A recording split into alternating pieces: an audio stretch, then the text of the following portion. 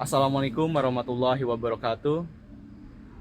Tahun ini, selain kita memperingati 80 tahun kemerdekaan Indonesia, kita juga akan memperingati 80 tahun berdirinya Perserikatan Bangsa-Bangsa atau PBB.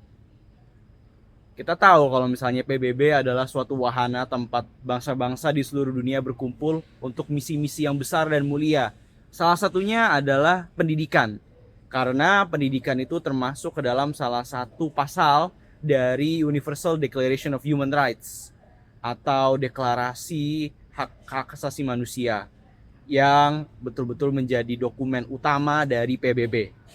Tapi setelah 80 tahun kita bertanya, sebetulnya setelah selesai Perang Dunia II, 80 tahun ada PBB dan ada kerjasama internasional, kok kayaknya pendidikan gini-gini aja ya?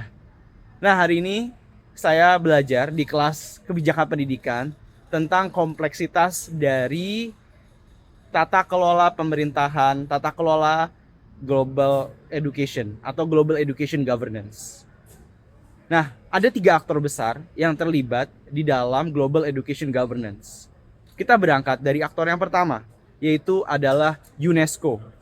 UNESCO adalah lembaga yang berada di dalam sistem PBB, dan memang lembaga inilah lembaga multinasional pertama yang benar-benar fokusnya tentang pendidikan.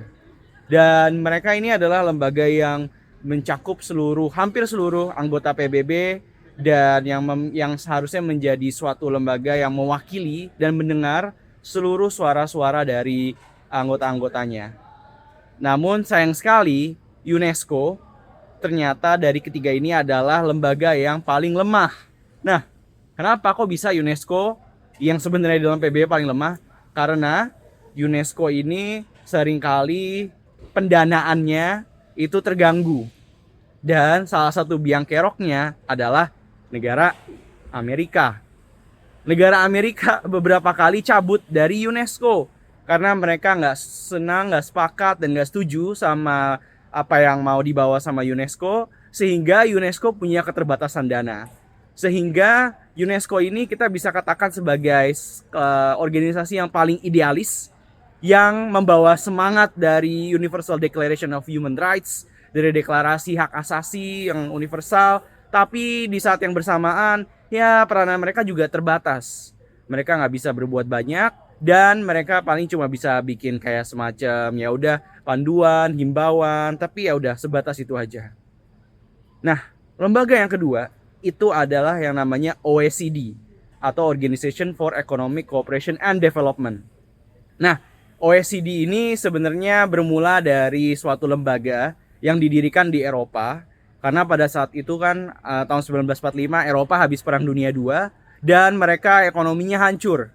Sehingga Amerika dan Kanada mengirimkan bantuan ke Eropa, dan intinya orang negara-negara Eropa ini perlulah suatu lembaga yang bisa membantu mereka untuk mengorganisir nih uangnya mau dipakai buat apa. Dan lama-lama lembaga ini pun jadi berkembang pesat, termasuk Amerika dan Kanada pun juga bergabung, dan sekarang udah ada banyak negara yang bergabung. Salah satunya Indonesia yang katanya mau bergabung dengan OECD ya. Dan OECD ini sebenarnya sering diejek sebagai klub negara-negara kaya karena emang awalnya isinya adalah negara-negara yang kaya. Nah, OECD ini awalnya emang nggak punya peranan banyak di pendidikan, sampai akhirnya mereka memutuskan buat ikut andil dalam pendidikan, dan OECD ini punya peranan besar dalam membuat tes-tes terstandarisasi. Salah satu tes yang mungkin kita udah sering dengar itu adalah PISA atau Program for International Student Assessment. Nah, PISA ini awalnya dipersiapkan dari tahun 90-an akhir, dan awalnya hanya diikuti oleh 7 negara. Saat ini sudah diikuti oleh 81 negara. Dan PISA ini adalah salah satu tes yang banyak pengkritiknya ya. Banyak yang nggak setuju sama PISA. Di Indonesia sendiri juga PISA sering dikritik. Tapi PISA ini menjadi salah satu alat ukur yang mau nggak mau sering banget dipakai untuk indikator dari sistem pendidikan suatu negara gitu. Jadi itu ya, ada PISA, Program for International Student Assessment, dan ini OECD adalah lembaga yang memang punya banyak uang, yang diikuti oleh banyak negara kaya, dan mereka fokusnya banyak ke standarisasi. Nah, kita masuk ke lembaga yang ketiga.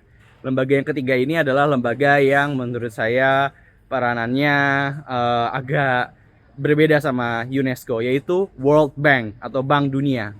Kita mungkin udah sering dengar ya, kita udah lumayan familiar sama World Bank. Dan awalnya emang World Bank ini adalah suatu lembaga yang fungsinya untuk membantu pendanaan ya. Awalnya sih berangkat dari seperti itu. Sampai akhirnya Robert McNamara dia naik menjadi presiden atau direkturnya World Bank ya. Pada saat di tahun 1960-an atau 70-an, saya kurang begitu ingat. Tapi dia si Robert McNamara ini memutuskan, oke, kita jangan cuma sekedar ngasih pinjaman uang, tapi kita kalau bisa juga mendorong program-program. Salah satunya adalah program pendidikan. Dan itulah yang dilakukan sama World Bank. Jadi mereka masuk ke suatu negara, mereka bilang, oke, kita mau kasih bantuan ke kalian, tapi jangan lupa ada program-program yang kami anjurkan mereka kalian ikuti. Dan ini sih yang sebenarnya bikin World Bank jadi berbeda sama UNESCO. Kenapa? Karena mereka punya uang dan mereka punya leverage, mereka punya posisi.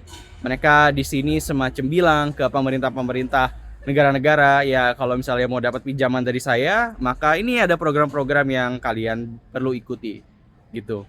Dan dari 3 organisasi ini, menurut saya World Bank lah yang paling punya ini ya, paling punya leverage untuk mendorong negara-negara lain, negara-negara yang menerima bantuan mereka untuk mengikuti apa kata mereka gitu. Nah, dari interaksi ketiga lembaga ini kita udah bisa melihat bahwa ketika kita ngomongin pendidikan di konteks global itu kompleks banget. Dan ada banyaknya aktor-aktor, nggak cuma 3 lembaga ini ya, tapi ada banyak banget NGO, lembaga LSM, bahkan juga ada sekarang perusahaan dan macam-macam ya. Dan negara-negara yang mereka juga punya lembaga donor mereka sendiri. Ada banyaknya aktor menyebabkan banyaknya kepentingan, dan banyaknya kepentingan ini menyebabkan prioritas yang berbeda-beda pula. Dan ini yang bikin yang namanya pendidikan di tataran global itu sulit. Karena sangat bergantung sama siapa yang punya uang, sangat bergantung sama siapa yang punya sumber daya lebih banyak. Dan itu juga tantangan besar buat PBB, terutama buat UNESCO. Karena tadi ya, mereka punya keterbatasan dana, mereka punya keterbatasan sumber daya, dan seperti yang sejarah sudah buktikan, negara besar kayak Amerika bisa aja cabut kalau misalnya mereka nggak senang gitu. Dan itu jadi semacam bahan refleksi buat kita. Dan sampai hari ini pun masih jadi perdebatan. Apakah seharusnya yang namanya pendidikan itu menjadi agenda yang dibahas secara global, atau menjadi suatu hal yang dibicarakan di level tataran lokal aja. Oke, itu adalah insight yang saya dapatkan hari ini. Kalau buat saya pribadi, saya belajar bahwa memang setelah 80 tahun adanya PBB dan juga dibentuknya lembaga-lembaga internasional untuk kerjasama, tantangannya masih banyak banget. Tapi seminimal-minimalnya, saya belajar hari ini bahwa dunia sebelum dan setelah adanya deklarasi hak asasi manusia itu adalah dunia yang berbeda. Karena dunia sebelum adanya PBB adalah dunia dengan banyak negara-negara yang masih terjajah, dan bahkan mungkin pendidikan pun bukan suatu prioritas ya. Pendidikan itu contohnya di konteks Indonesia, pendidikan baru dikasih di akhir-akhir sebagai bentuk politik etis, itu pun juga untuk mendukung penjajah. Dan setelah adanya PBB dan adanya Universal Declaration of Human Rights, setidaknya sekarang pendidikan itu adalah suatu hal yang bisa diterima secara universal. Dan saya rasa itu adalah suatu hal yang kita harus terus perjuangkan. Oke, terima kasih banyak. Sampai jumpa di video selanjutnya.